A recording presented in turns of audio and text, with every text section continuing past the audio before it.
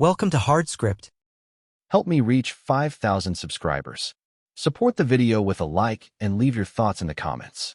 I came home to silence, so heavy it felt staged. Not the usual quiet after a long shift, but something sharpened, curated. Her shoes were by the door, her coat tossed on the chair, the TV still logged into Netflix with a pause screen of a show we used to watch together. But the house didn't feel lived in. It felt used. My name is Ethan Carter, 38 years old, electrician for the county, the kind of work where your hands stay calloused and your mind stays steady. I spend more time in crawl spaces and unfinished basements than I do talking. It suits me. Wires don't lie. People do. She came out of the hallway holding a Dunkin' cup like she needed something to wrap her fingers around. She asked why I'd been so distant. Voices from the street filtered in through our kitchen window. Our neighbor's door closing, footsteps on gravel. The man who lived through the wall, always home, always available. I'd fixed his breakers twice. He'd thank me like he meant it. I told her the truth, that she'd stop touching me like I mattered. She started crying. I stopped looking back. I didn't yell, didn't ask questions, didn't accuse. I just watched how she flinched when I stepped closer, like she'd already been caught by someone else before I got home. It wasn't the tears. It was the delay, the calculation behind them.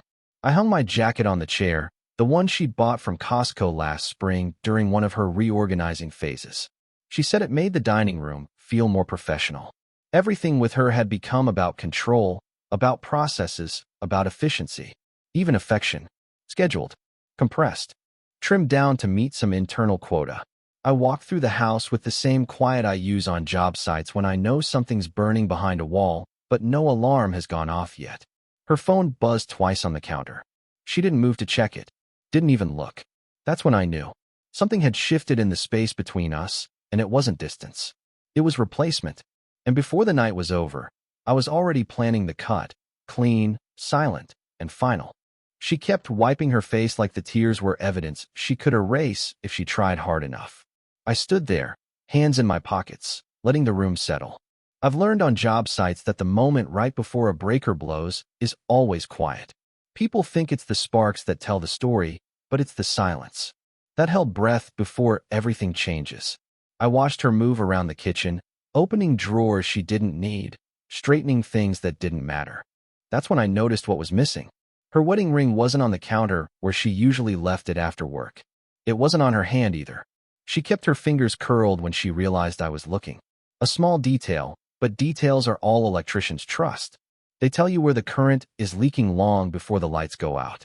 She said she felt like I'd been slipping away from her for months. She said she didn't know how to reach me anymore. Her voice shook like she practiced it.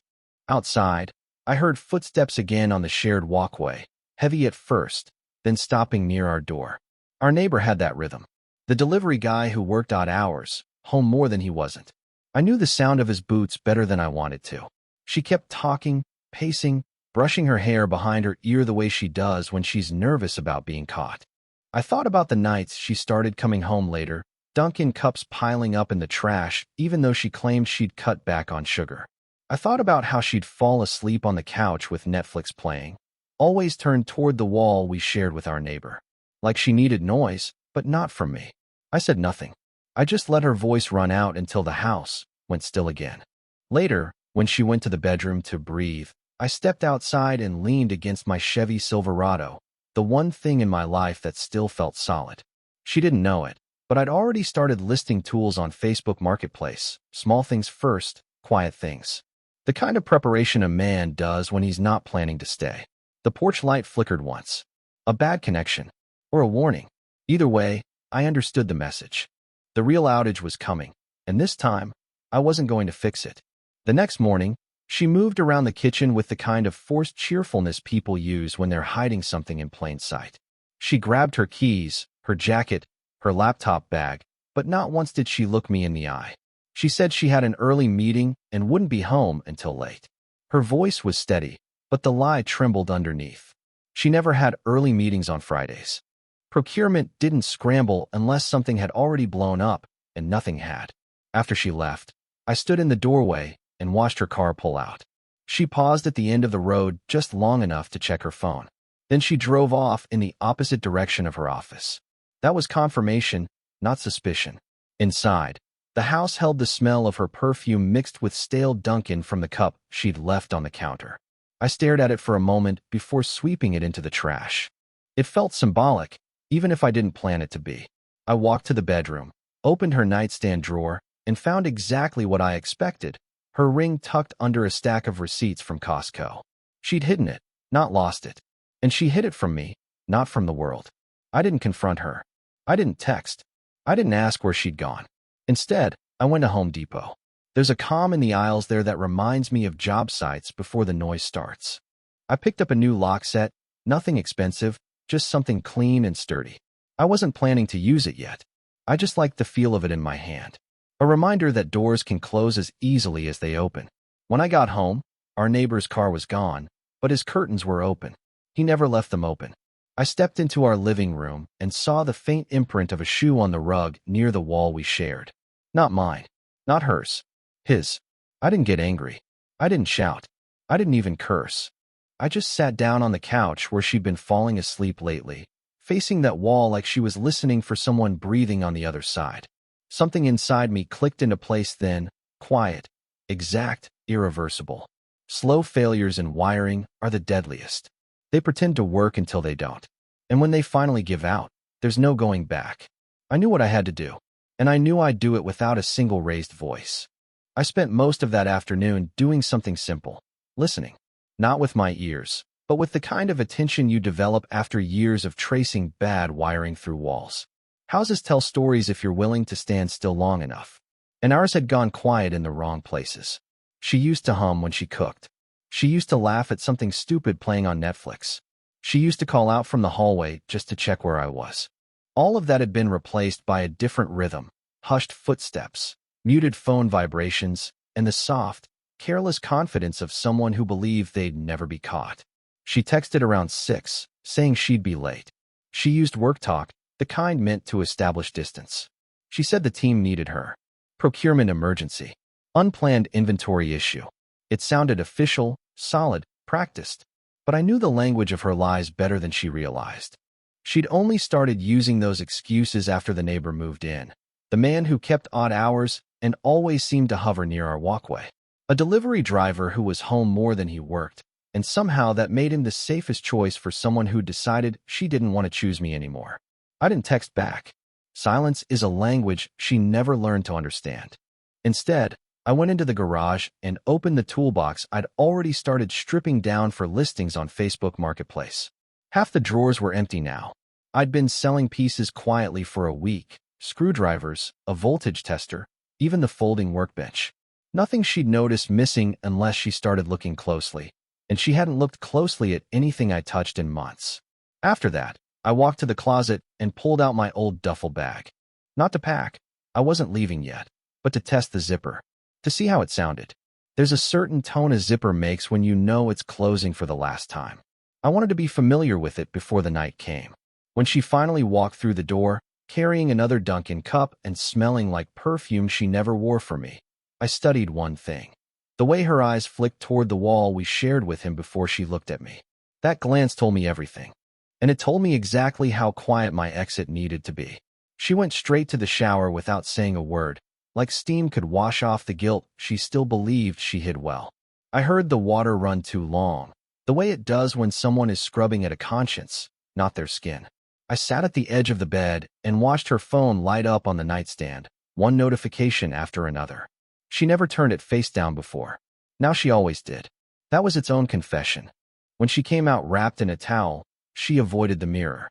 She used to check her reflection constantly, fixing her hair, adjusting her shirt, asking if she looked okay before we went out. That night she moved past her own image like it was something she didn't want to face. She said work was exhausting. She said people were impossible. She said procurement was chaos this quarter. She didn't say where she'd been for the extra 3 hours unaccounted for. She didn't offer. I didn't ask.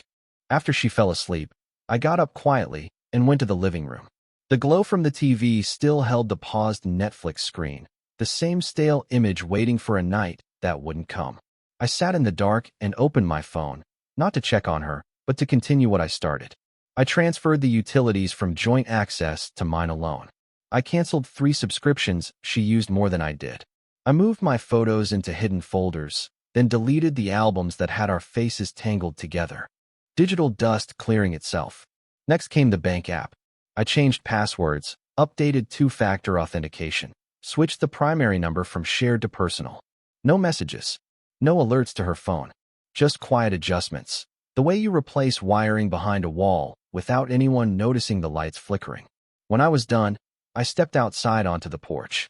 The night air was cool, the street silent except for the hum of our neighbor's AC unit. His curtain moved slightly, just enough to confirm he was awake. Maybe he'd heard her come home.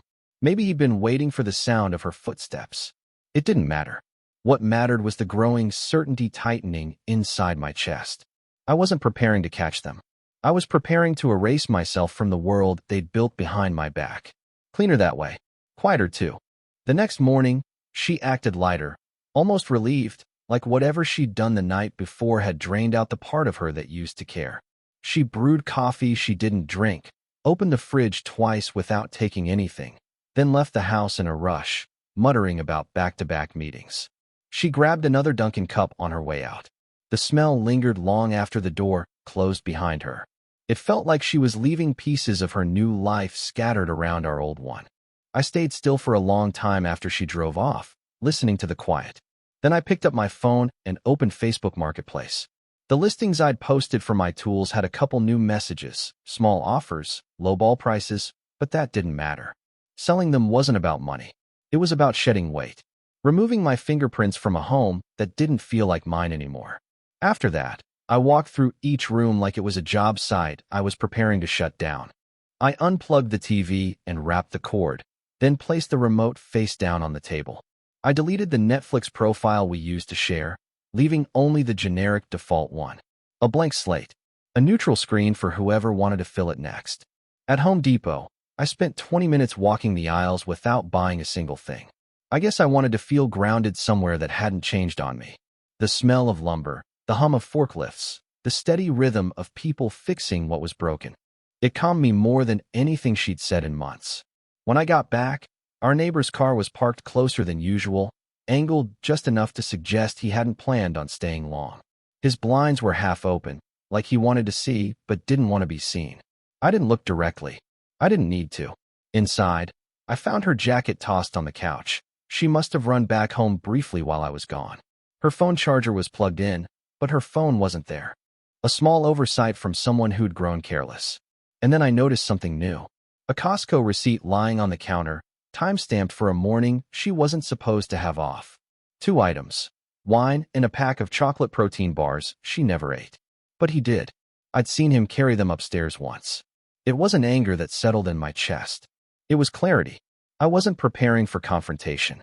I was preparing my disappearance. That afternoon, the house felt smaller, like the walls were inching closer, tightening around a truth neither of us had spoken aloud. I sat at the kitchen table, letting the minutes stack up while her phone buzzed in the other room. She'd forgotten it again, second time in a week. Maybe she was getting reckless. Maybe she trusted the silence between us too much. Either way, I didn't touch it. I didn't need to. The truth had already leaked through the cracks. Instead, I opened my laptop and went through every shared folder, every cloud account, every digital space where our names still touched.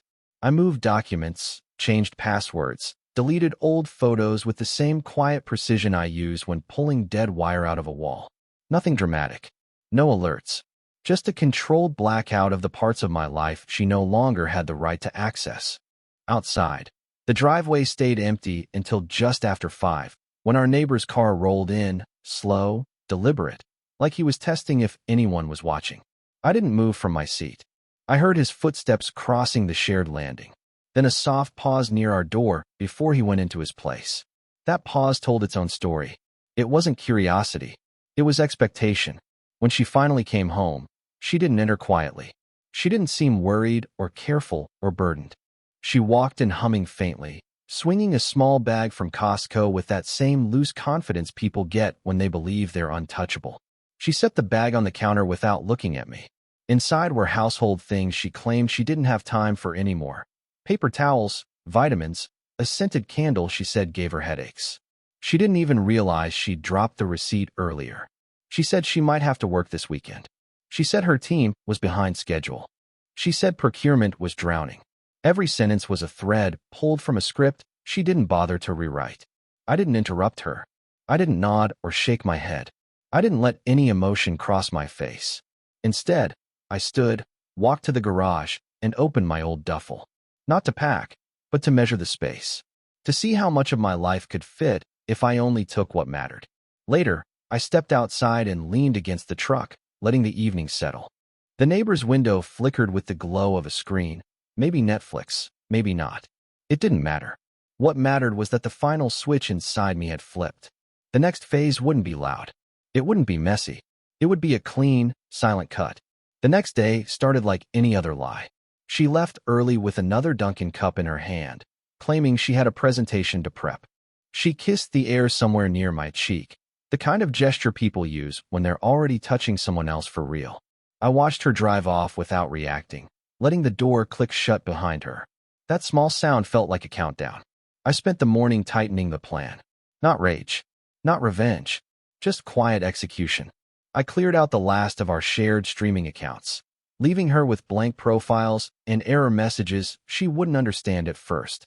I moved my tools that hadn't sold yet into the truck, arranging them in the order I'd need depending on where I ended up.